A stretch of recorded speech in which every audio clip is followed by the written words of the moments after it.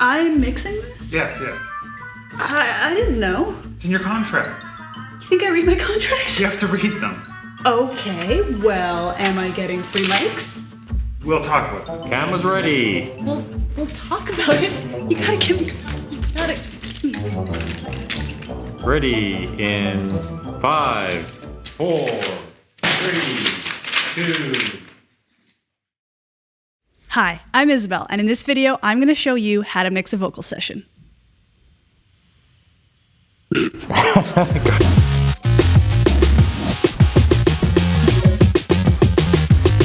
If you'd like to follow along, you can check out the description below where I've linked all the stems that I'm using so you can just throw them into your DAW. Make sure you stick around to the end where I get into my favorite part of mixing. It's gonna get deep. Before we get started, I'm gonna have a quick listen to what the vocal files sound like without any processing, just raw as is. Let's check it out.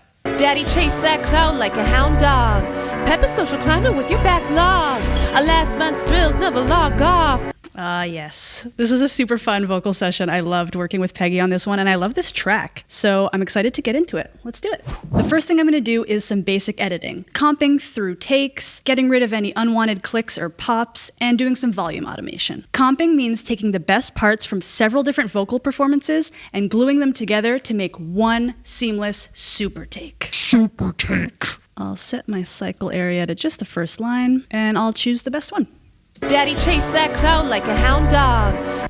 Daddy chased that cloud like a hound dog.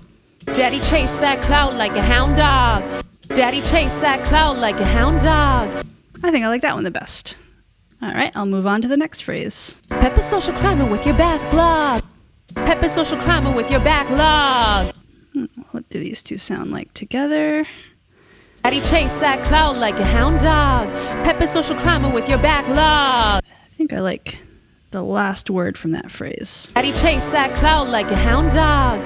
Pepper social climber with your backlog. Normally while I'm comping, I go through each take and I kind of just let my body and my emotion guide my choices. It seems strange to just go word by word, but sometimes you just kind of feel it like, oh, the way that the singer said this word was really, really nice. Just trust your instincts, have a listen back, and it'll be great. I'm done comping all of the vocals in the song. You can see I've gone in and selected different parts of different vocal performances that I thought sounded the best. Now what I'd like to do is export those comps into new audio regions that I can actually work with and edit and manipulate. I'll just do that by clicking on the region there and export active comp to new track.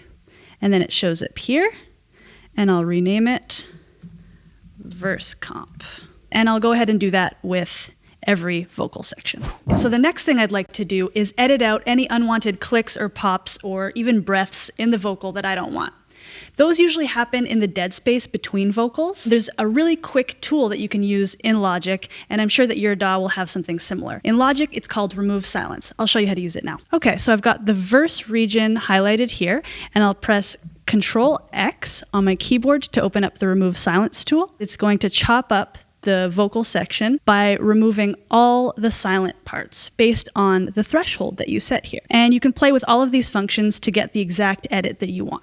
And just like that, done. The next step is going to be automating the volume for the vocals. The voice is a really dynamic instrument that can get really loud and really soft during the performance. So I'm going to want to go in and automate the volume to make sure it's as level and even as possible. Okay, so to open up the automation parameters, you can press A on your keyboard. It's automatically set to volume, so if I just click anywhere in the region, it'll activate the automation line for the volume. I can click on the line to set a marker, click another one, and adjust the volume as needed. So you can see here that I'm just slightly bringing down some of the louder parts of her performance and then bringing up some of the quieter parts. You can even see this visually in the transients. The ones that are popping out really loud, you can just go in and bring them down a bit, and then the opposite for the lower ones. I've gone ahead and finished all the automation for all the vocal sections of the song. So now the next step is everybody's favorite, auto-tune.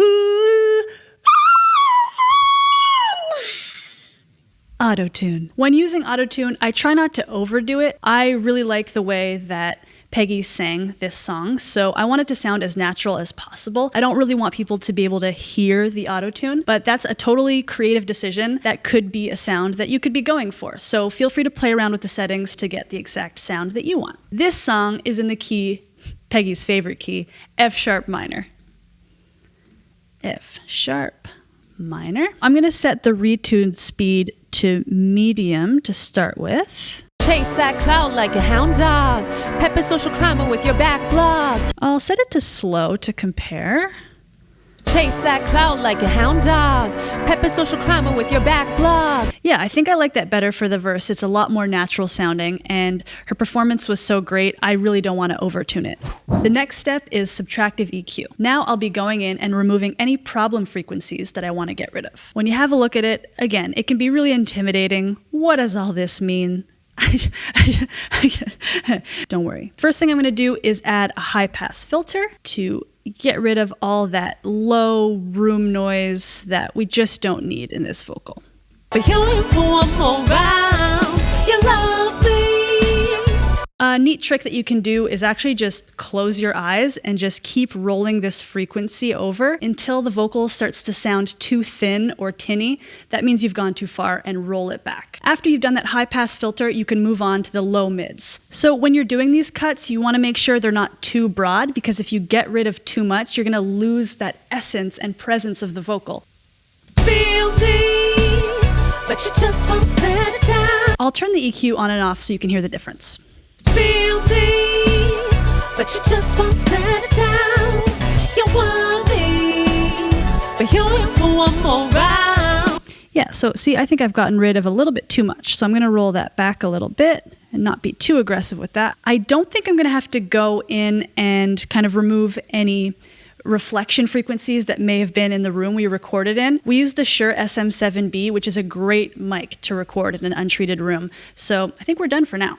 The next step is de-essing. We do this to get rid of sibilance. You get the point. I'll play with the frequency of where I think her S's are happening. Chase that cloud like a hound dog. Pepper social climber with your back blog. And again, I don't want to be too harsh with this because I don't want to remove the natural sound of her voice. Chase that cloud like a hound dog. Pepper social climber with your back blog. Chase that cloud like a hound dog. Pepper social climber with your back blog. Yeah, it's really subtle. Just to be safe, we're going to leave it on.